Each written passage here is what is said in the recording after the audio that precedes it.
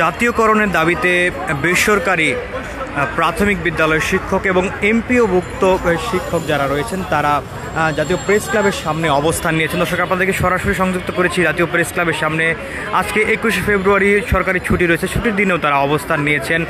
দর্শক, আপনাদেরকে যদি আমরা দেখানোর চেষ্টা করি, জাতীয় প্রেস ক্লাবের সামনে সচিবালয়ের যেই মেট্রো স্টেশনের যে সিঁড়িটি রয়েছে সেই সিঁড়ির পাশে কিন্তু অবস্থান নিয়েছেন এই এমপিওভুক্ত শিক্ষা জাতীয়করণ প্রত্যাশী যেই শিক্ষকরা রয়েছেন তারা, এবং তার পাশেই কিন্তু অবস্থান নিয়েছেন বেসরকারি যেই প্রাথমিক বিদ্যালয়ের শিক্ষকরা রয়েছেন তারাও কিন্তু এই পাশে অবস্থান নিয়েছেন। অর্থাৎ জাতীয় প্রেস ক্লাবের সামনে আজকে ছুটির দিনেও কিন্তু দুইটি অংশ, অর্থাৎ দুই শিক্ষকদের দুইটি অংশ অবস্থান নিয়েছেন এবং তারা যেমনটি বলছিলেন দ্রুত সময়ের মধ্যে তাদের যে দাবিটি রয়েছে সেই দাবিগুলো মেনে নেওয়া না হলে তারা যেই অবস্থান কর্মসূচি পালন করছেন সেটি চালিয়ে যাবেন। দর্শক, আপনাদেরকে যদি জানিয়ে রাখি, এমপিওভুক্ত শিক্ষা জাতীয়করণ প্রত্যাশী জোটের ব্যানারে কিন্তু এখানে অবস্থান নিয়েছেন শিক্ষকরা।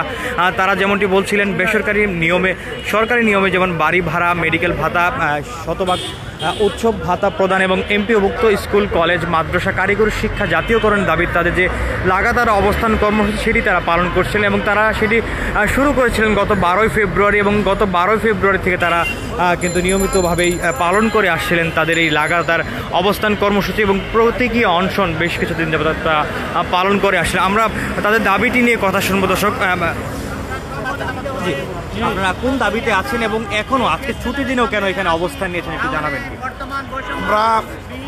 আমি মোহাম্মদ দেলোয়ার হোসেন আজিজি, সদস্য সচিব এমপিওভুক্ত শিক্ষা জাতীয়করণ প্রত্যাশী জোট। আমরা এমপিওভুক্ত শিক্ষক, আমাদেরকে সরকারের পক্ষ থেকে বাড়ি ভাড়া দেওয়া হয় মাত্র 1000 টাকা। একজন প্রিন্সিপাল, সহকারী শিক্ষক, পিউন সবাইকে 1000 টাকা বাড়ি ভাড়া দেওয়া হয়।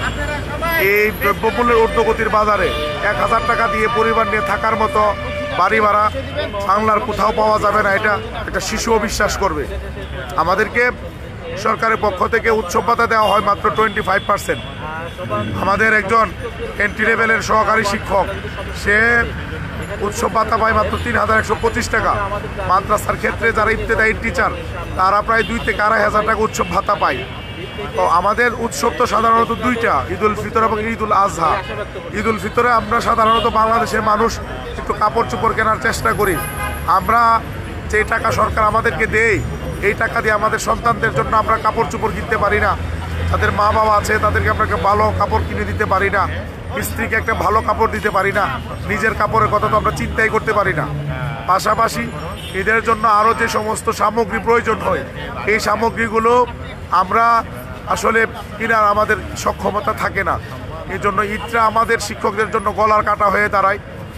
আমাদের ঈদুল আজহাতে যদি বলি, ঈদুল আজহায় আমাদের অধিকাংশ শিক্ষক কোরবানিটা পর্যন্ত দিতে পারে না। কোরবানি যে দিতে পারে না, সমাজে আমাদের একটা মানুষে সবাই বলে আমাদেরকে জাতি করার কারিগর, আমাদেরকে সম্মান হয়তো করে, কিন্তু যখন একজন শিক্ষক কোরবানি দিতে পারে না, এই শিক্ষকের মাথা ছোট হয়ে যায় তার সন্তানের কাছে, তার স্ত্রীর কাছে, মা বাবার কাছে, আত্মীয় স্বজনের কাছে। এই প্রত্যেকটা উৎসব আমাদের কাছে গলার কাটা হয়ে দাঁড়ায় আমাদের সামনে হাজির হয়। এই জন্য আমাদেরকে মেডিকেল ভাতা দেওয়া হয় 500 টাকা। আমরা যদি ডাক্তার দেখাতে চাই, একজন বিশেষজ্ঞ ডক্টরের কনসালটেন্সি ফি এখন বর্তমানে 1 থেকে 1500 টাকা। অথচ ডাক্তার সরকার আমাকে প্রতি মাসে আমাকে দেয় মাত্র 500 টাকা। তো আমি ডাক্তারের কনসালটেন্সি ফি দেবো নাকি আমি ওষুধ কিনবো? এই হচ্ছে আমাদের সমস্যা। প্রশাসনের পক্ষ থেকে আপনাদেরকে কি জানানো হয়েছে? আপনারা তো অবস্থান করছেন 12 ফেব্রুয়ারি থেকে। আমরা এই বিষয়টি নিয়ে সেপ্টেম্বরের 2 তারিখ মাননীয় শিক্ষা উপদেষ্টা মহোদয়ের সাথে মিটিং করেছি প্রায় 40 মিনিট। তিনি বলেছিলেন আমাদের বৈষম্যগুলো দূর করবেন। ফেব্রুয়ারির 2 তারিখ, 11 তারিখ আবার তার সাথে আমরা মিটিং করেছি। তিনি বলছেন যে আমাদের বাজেটে আমাদের ভাতাগুলো বৃদ্ধি করবেন, কিন্তু আমরা চাচ্ছি আসন্ন ঈদুল ফিতর থেকে যাতে আমাদেরকে শতভাগ উৎসব ভাতা দেওয়া হয়। অবিলম্বে আমরা চাই শতভাগ উৎসব ভাতার প্রজ্ঞাপন জারি করা হোক। মাত্র 700 কোটি টাকা লাগে শতভাগ উৎসব ভাতা দিতে। হাজার হাজার কোটি টাকা দেশ থেকে লুটপাট হয়ে গেছে। উনি নিজেই বলেছেন, আমাদের যে কল্যাণ অফসরে উপদেষ্টা মহোদয় নিজেই বলেছেন কল্যাণ অফসরে প্রায় 6000 কোটি টাকা লুটপাট হয়ে গেছে এবং বিগত সরকারের যারা দায়িত্বে ছিল বিগত সরকারের পক্ষ থেকে তারাই কাজটি করেছে। তো আমাদের মাত্র 700 কোটি টাকা হলে অল্প টাকা উৎসব ভাতা ইচ্ছা করলে দেওয়া যায়। এটা শুধু সরকারের একটা সিদ্ধান্তের প্রয়োজন। আরেকটি বিষয় হচ্ছে আমাদের যে বাড়ি ভাড়া এবং মেডিকেল ভাতার যে বিষয়, উনি নিজে বলেছেন যে এগুলো বৃদ্ধি করবেন। বৃদ্ধি আপনি কতটুকু করবেন এটা বিগত সময় আমরা দেখছি 100 টাকা ভাড়া, বাড়ি ভাড়াকে 500 টাকা করা হয়ে প্রচার করা হয়েছে যে 400 গুণ বৃদ্ধি করা হয়েছে। এই জন্য শুভঙ্করের ফাঁকে আমরা আশঙ্কা করছি। এই জন্য আমরা চাচ্ছি ওনারা কতটুকু বৃদ্ধি করবেন এই বিষয়টা যাতে উপদেষ্টা মহোদয় স্পষ্ট করে। এই জন্য স্পষ্ট যতক্ষণ না করবে আমরা 12 দিন যাবত এখানে আছি। মাঝে দিয়ে আমরা অতিরিক্ত সচিব মাধ্যমিক উচ্চ শিক্ষা বিভাগের শিক্ষা মন্ত্রণালয় তার সাথে আমরা মিটিং করেছি, আমাদেরকে ডেকে পাঠিয়েছিলেন। আমরা ওনার সাথে মিটিং করে ওরা বিষয়গুলো বলেছি। উনি বলছেন আপনাদের দাবিগুলো যৌক্তিক, আমি সরকারের সাথে ঊর্ধ্বতন মহলের সাথে কথা বলে আপনাদেরকে জানাবো। 17 তারিখ হয়ে গেল, 17 তারিখ থেকে আজ পর্যন্ত তারা আমাদের এই দাবি দেওয়ার ব্যাপারে কোনো সিদ্ধান্ত জানায়নি। এই জন্য শিক্ষকরা এখন প্রায় শিক্ষকই অসুস্থ। আমি জোরে কথা বলতে পারি না, আপনার নিশ্চয়ই আওয়াজ বোঝা যাচ্ছে, জোরে কথা বলতে পারি না। আমার শিক্ষকরা অনেকে অসুস্থ হয়ে পড়ছেন। এরপরও আমরা আমাদের দাবির ব্যাপারে অনড়। আমরা যতক্ষণ দাবি আদায় না হবে আমরা এটা অব্যাহত রাখবো। এবং অনশন আমাদের আজকে প্রতীকী অনশন শুরু হয়েছে, আগামী কালকে আমাদের প্রতীকী অনশন থাকবে। রবিবার থেকে আমরা হয়তো আমার নতুন কর্মসূচি ঘোষণা করব। আমরা হয়তো পূর্ণ দিবস কর্মবিরতির দিকে আবার যাব এবং মার্চ টু সেক্রেটারিয়েটের একটা প্রোগ্রাম হয়তো আমরা রবিবার রাখতে পারি। ধন্যবাদ। দর্শক, যেমনটি শুনছিলাম এখানকার একজন শিক্ষক অর্থাৎ এমপিওভুক্ত শিক্ষা জাতীয়করণ প্রত্যাশী জোটের একজন শিক্ষক কিন্তু জানালেন তাদের যে আগামী যে কর্মসূচি সেটি তারা ঘোষণা করবেন এবং ততদিন পর্যন্ত যদি তাদের সেই দাবিটি পূরণ করে নেওয়া না হয় তাহলে তারা আরও কঠোর কর্মসূচি তারা ঘোষণা করবেন। এবং তারা আরও একটা বিষয় বলছিলেন, তারা অনশন পালন করছিলেন, সেই অনশনটি তারা এরপর থেকে কিন্তু তারা লং মার্চ টু সেক্রেটারিয়েট একটি কর্মসূচি তারা রবিবার পর্যন্ত ঘোষণা করবেন যদি তাদের দাবিটি মেনে নেওয়া না হয়। দর্শক, এই মুহূর্তে আমরা রয়েছি প্রেস ক্লাবের সামনে এবং এই এমপিওভুক্ত শিক্ষা জাতীয়করণ প্রত্যাশী যে জোট তাদের এখানে কিন্তু রয়েছেন স্কুল কলেজ মাদ্রাসা এবং যারা এমপিওভুক্ত রয়েছেন সেই শিক্ষকদের একটি অংশ এবং তার পার্শ্ববর্তী কিন্তু অবস্থান করছেন বেসরকারি প্রাইমারি বিদ্যালয়ের শিক্ষকরা এবং তারাও তাদের এই দাবিটি নিয়ে অবস্থান করছেন গত 16ই ফেব্রুয়ারি থেকে। এবং তারা যে বিষয়টি বলছিলেন তাদের যে বেসরকারি প্রাথমিক বিদ্যালয়গুলো রয়েছে সেগুলো জাতীয়করণ এবং 3রা ফেব্রুয়ারি যে প্রধান উপদেষ্টার কার্যালয় থেকে যে চিঠিটি পাঠানো হয়েছে সেই চিঠি দ্রুত সময়ের মধ্যে বাস্তবায়ন করার যে বিষয়টি তারা বলছিলেন সেই বাস্তবায়ন যতক্ষণ না হবে ততক্ষণ তারা অবস্থান কর্মসূচি পালন করবেন। এবং এই ক্ষেত্রে তারা যেমনটি বলছিলেন বাংলাদেশের বিভিন্ন অঞ্চল থেকে তারা এসেছেন এবং আমরা কথা বলার চেষ্টা করব তাদের সাথে। হ্যাঁ, আপনাদের দাবিটা নিয়ে একটু বলতেন। আসসালামু আলাইকুম, আমার নাম সাদ্দাম হোসেন। আমার উপজেলা হচ্ছে হালুয়াঘাট উপজেলা, ময়মনসিংহ বিভাগ। আমার বিদ্যালয়ের নাম হচ্ছে দক্ষিণ করিকান্দা বেসরকারি প্রাথমিক বিদ্যালয়। আমরা রবিবার থেকে অদ্যবধি আজকে শুক্রবার পর্যন্ত আমরা এখানে অবস্থান কর্মসূচি চালিয়ে যাচ্ছি। গতকালকে আমরা লং মার্চ শুরু করি সচিবালয় যাওয়ার জন্য, তখন পুলিশ আমাদেরকে বাধা দেয়।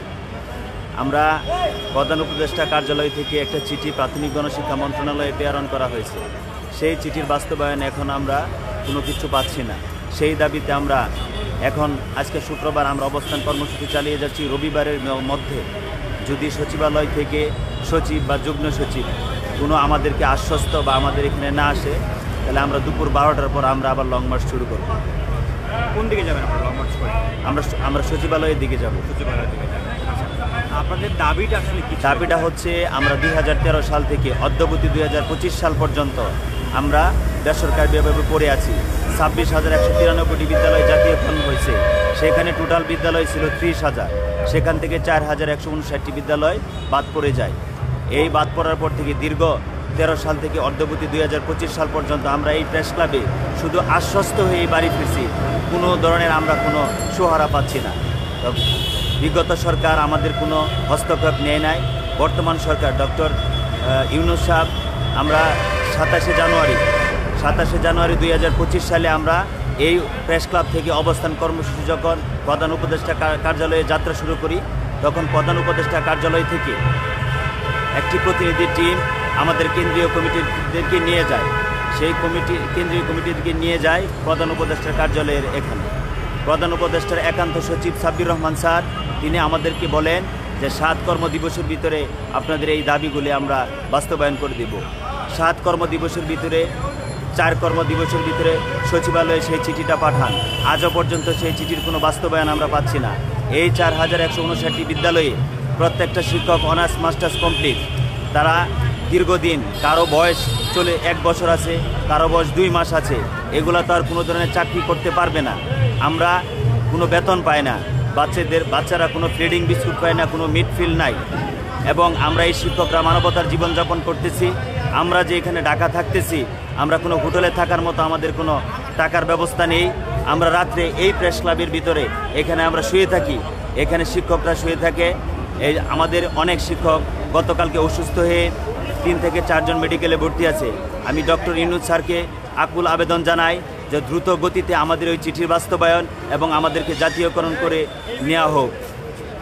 দর্শক, যেমনটি শুনছিলাম, বেসরকারি প্রাথমিক বিদ্যালয়ের শিক্ষকরা তারা যেমনটি বলছিলেন, তাদের দ্রুত সময়ের মধ্যে সরকারিকরণ এবং সকল ধরনের যে বৈষম্য তাদের সাথে করা হচ্ছে, সেই বৈষম্য দূর করে দ্রুত সময়ের মধ্যে জাতীয়করণ করা হয়, সেই দাবিটি তারা জানাচ্ছেন। এবং তারাও যেমনটি বলছিলেন যে আগামী রবিবারের মধ্যে যদি তাদের অর্থাৎ 12টার মধ্যে আগামী রবিবারের মধ্যে 12টার মধ্যে যদি তাদের এই দাবিগুলো রয়েছে, দাবিগুলো মেনে নেওয়া না হয়, তাহলে তারা আবারও লং মার্চ ঘোষণা করবেন। এবং তারা যেমনটি বলছিলেন যে সচিবালয়ের উদ্দেশ্যে তারা আবার অবস্থান এবং আরও একটি বিষয় তারা বলছিলেন, তারা গত 16ই ফেব্রুয়ারি থেকে এখানে অবস্থান নিয়েছিলেন এবং তারা বাংলাদেশের বিভিন্ন অঞ্চল থেকে এসেছেন। তাদের আসলে থাকার মতো কোনো জায়গা নেই এবং হোটেলে থাকার মতো পর্যাপ্ত পরিমাণ অর্থ তাদের কাছে নেই, তারপরও তারা এখানে অবস্থান নিয়েছেন এবং এই প্রেস ক্লাবেই তারা তাদের দিনাতিপাত করছেন। দর্শক, এই ছিল জাতীয় প্রেস ক্লাবের সামনে বেসরকারি প্রাথমিক বিদ্যালয়ের শিক্ষকদের অবস্থান এবং এমপিভুক্ত শিক্ষক যারা রয়েছেন তাদের প্রতিষ্ঠান জাতীয়করণের যে দাবি, সেই দুইটি শিক্ষকদের দাবির সর্বশেষ পরিস্থিতি।